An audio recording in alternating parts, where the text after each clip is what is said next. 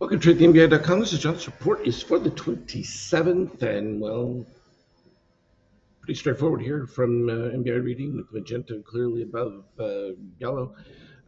Shorts faded off a couple of days ago, and that has led to the continuation of the rise. So that's all pretty congruent. We even have the orange dip below DOC red here, and you got to have the crossover there of DOC green to shorts and cyan.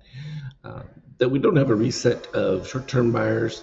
Um, Eventually will get problematic. You're likely to see that any dip on that is going to be your short-term pullbacks. We're seeing already a gap here uh, in the pre-market open, and that's likely to sustain itself. It's consistent with what we were seeing from shorts weren't able to develop anything. They started to get hammered, and then it caused new buying to come in. So that's all pretty clean from the NASDAQ standpoint, kind of really being the driver on this.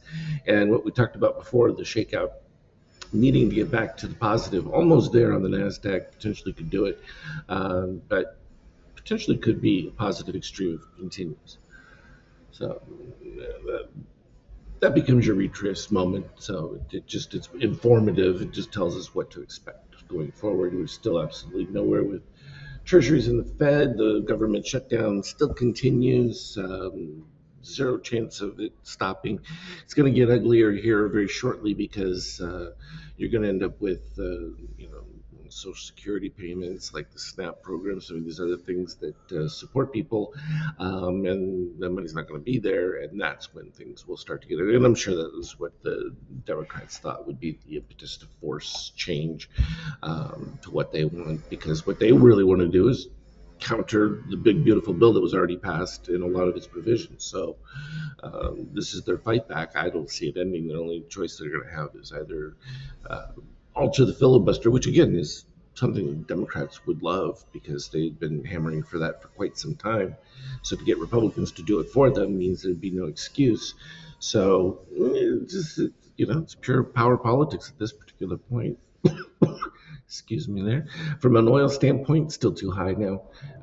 Sort of reverses where things were headed from a inflation standpoint and maintaining it. Obviously, consumer prices aren't rising anywhere near the rate that they were, so that is a stabilization, but it needed lower for a longer period of time to be helpful, and it's not at this particular stage. The euro at the bottom end of the range, still way too high for what it should be, but that's nice support from the Fed helping them.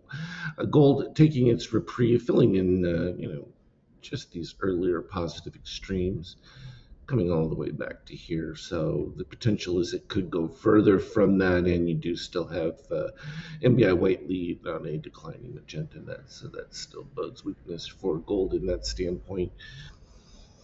Yeah, I don't see any issue with that. You can see Bitcoin, so your crypto trailing exactly with Nasdaq, and that as expected, reaching the 50% point. So that was a short cover rally with magenta over.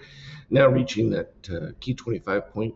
So magenta needs to continue from there and get a move lower underneath, and that would be your breakout above the 50% as far as a hold close.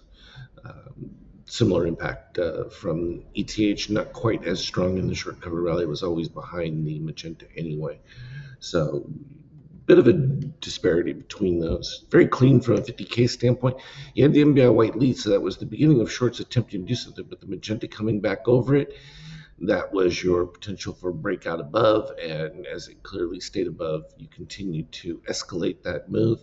The little brief points of weakness, though, still again staying above that 33 with the MBI yellow there and the magenta crossing back above. You ended up with cyan under red, so always a buy from that stage. And it just closed that out at the peak there. So from the entry that it took right there, ooh, we're around 63. So pretty good move. Anyway, it's all clean stuff. Intraday stuff was pretty early pre-market and then pretty much sideways for the closeout of options, not the giant exploration that had been taking place prior to that. But you can see the gap up from there because everything is wonderful in the world and nobody is in debt anymore all of a sudden, and it's all beautiful. So European sessions, again, it's interesting. The Asian sessions tend to be a bit more rosy, and then you get the sideways chop up and down from the European session leading up to the Open in the U.S. So that's the long and the short of it for now. Anything relevant, I will certainly let you know. Have a good one. Trade well.